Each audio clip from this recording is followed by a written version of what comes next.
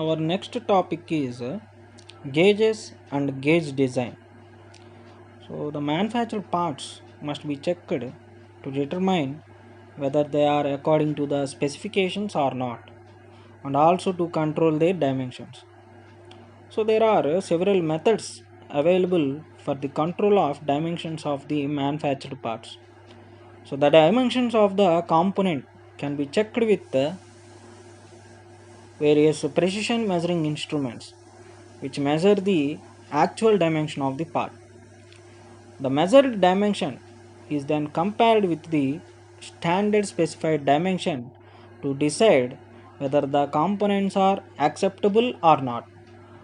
So, in generally, in mass production, where large number of similar components are produced, to measure the dimensions of each part will be the time consuming and costly process.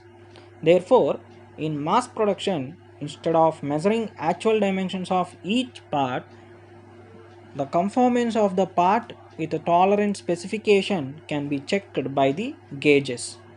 Okay, so gauges are the scaleless inspection tools at rigid design, which are used to check the dimensions of manufactured parts. So they also check the form and relative positions of the surface of parts. They do not determine or they do not measure the actual size or dimensions of part. They are only used to determine whether the inspected part has been made with the specified limits or not.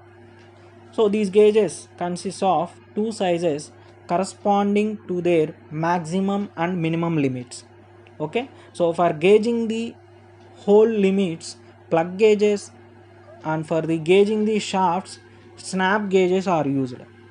So what are the plug gauges and what are the snap gauges, we will discuss it in this lecture. So gauges are easy to employ and can be used in many cases by unskilled operators. So for checking the component with a gauge, it is not necessary, it is not compulsory to make any calculations or to determine the actual dimensions of the part. The time involved for checking or inspection is considerably reduced. So, for these reasons, they find wide application in engineering, particularly for the mass production area. So, gauges differ from measuring instruments in the aspects there is no adjustment is required in their use, and they are not general purpose instruments but are specifically made for some particular component which is to be produced in the sufficiently large quantities. So they give quick results about the conformance or non-conformance of the part with the specified tolerances.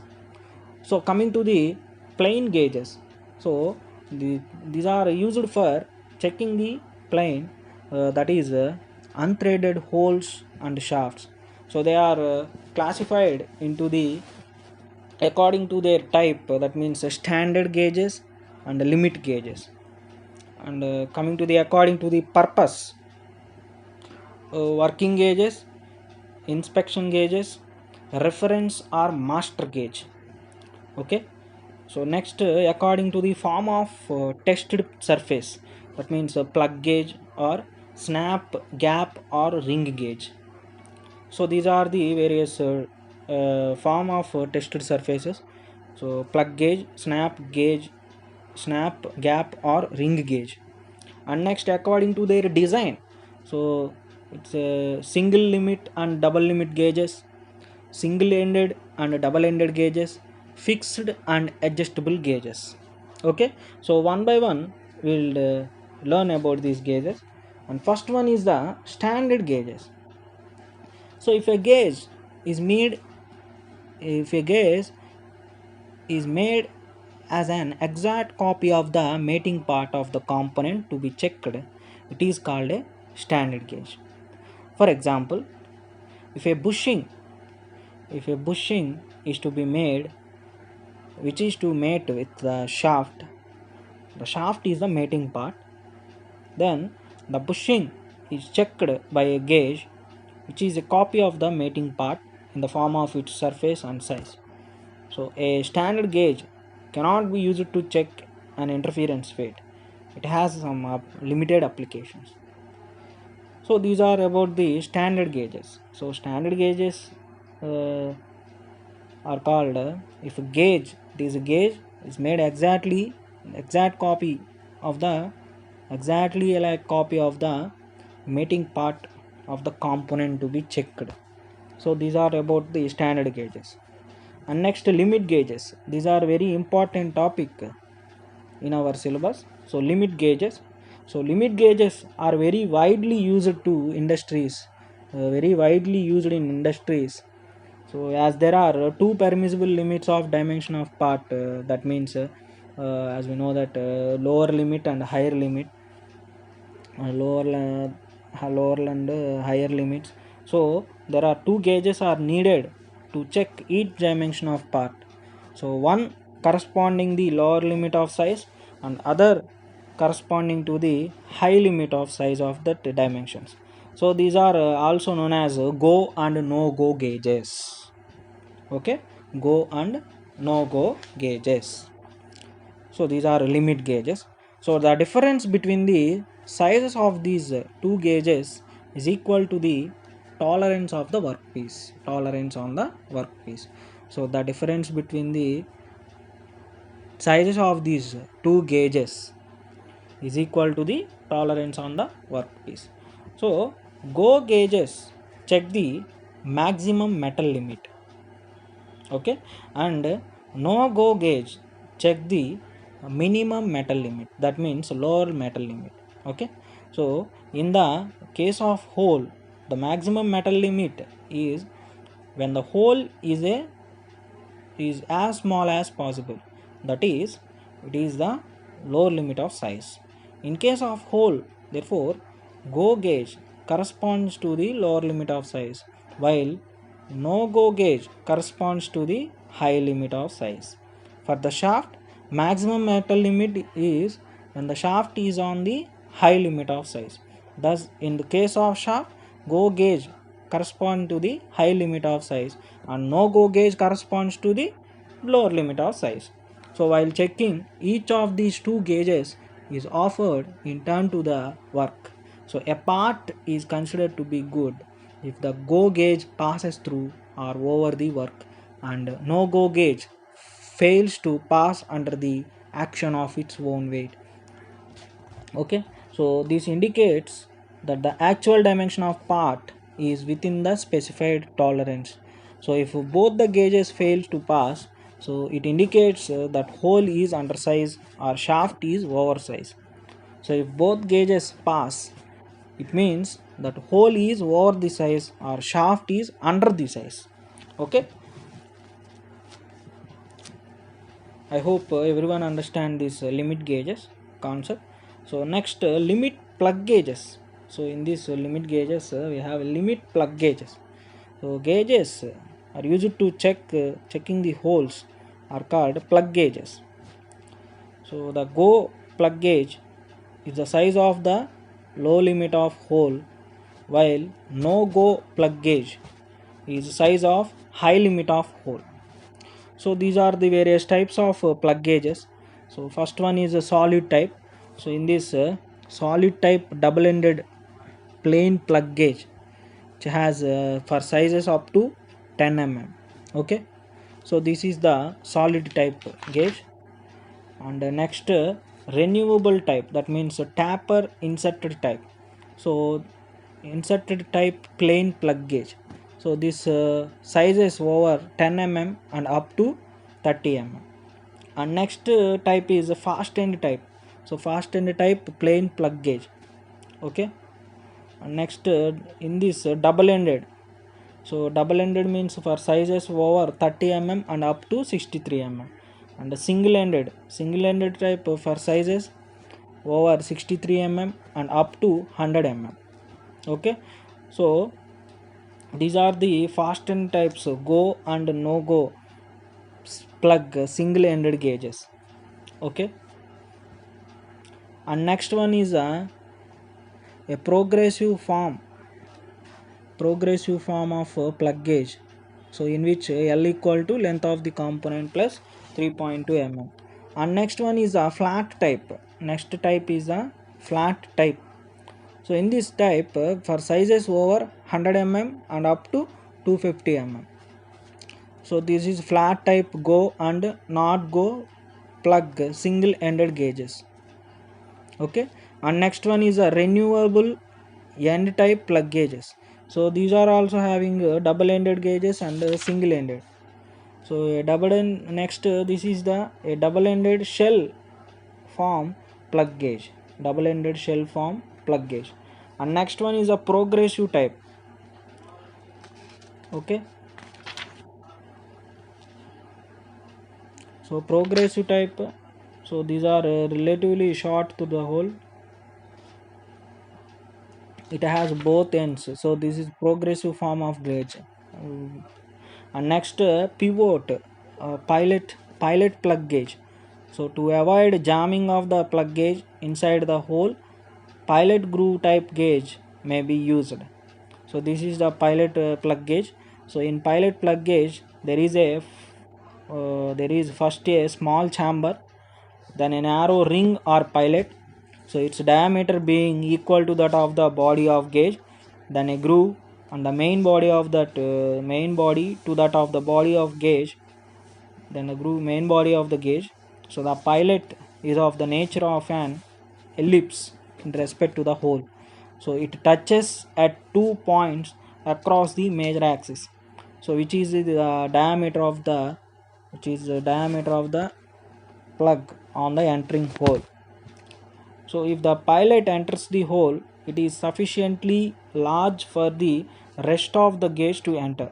So the chamber behind the pilot lift the gauge into the link, so making the jamming impossible. So the advantage of such gauge are that the operator can work even with less care, and there is a saving in time. And next one is a combined dual purpose limit gauge. So the combined plug gauge combines both go and go dimensions in a single member. So thus a single gauge may be used to check both the upper and lower limits.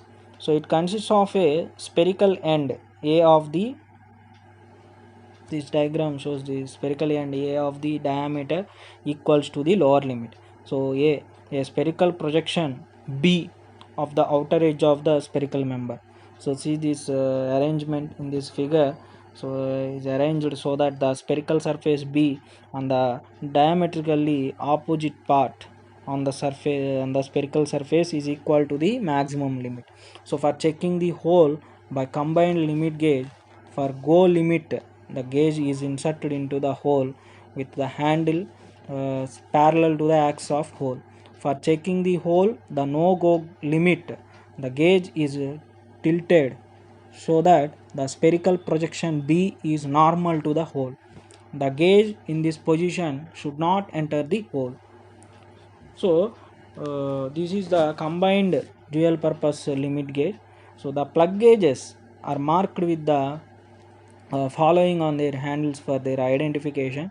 So plug gauges identification, their nominal size is there, and class of tolerance, and the word go on go side and no go on the no go side, and the actual value of the tolerance, and manufacturer's trademark, and the red color band near the not go to distinguish in the form from the go end. So a red color band near the no go gauge, no go side. Okay. So coming to the next type of gauges are snap, gap or ring gauges. One by one we'll discuss it. So snap gauges, gap gauges or ring gauges are used for checking the shafts or male components. So snap gauges can be used for both cylindrical as well as non-cylindrical workpieces, are compared to ring gauges, which are more conventionally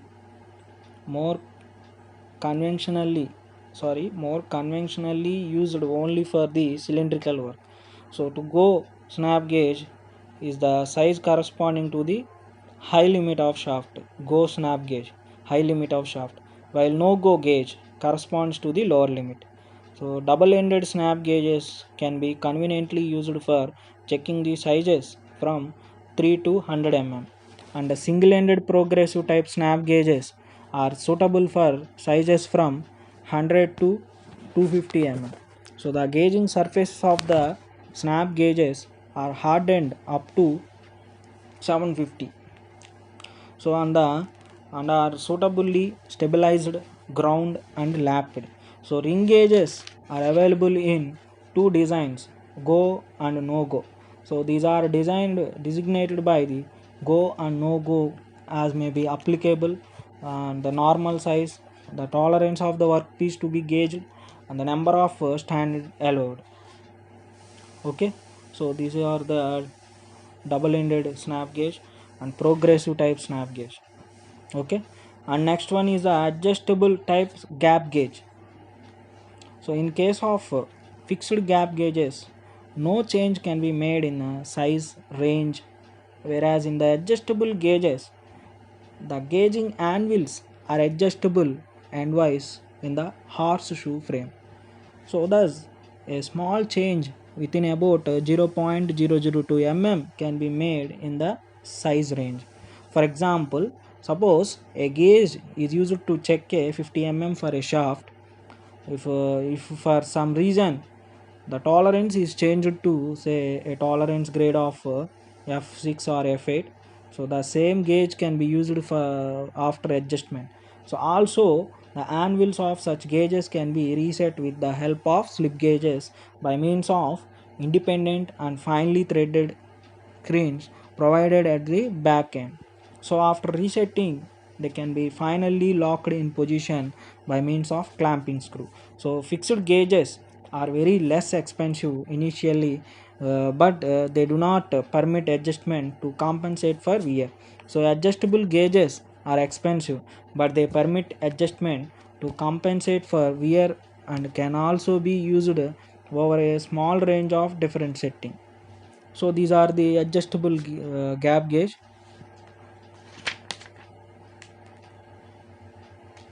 and plain ring gauges, and plain ring gauges of different types. Okay,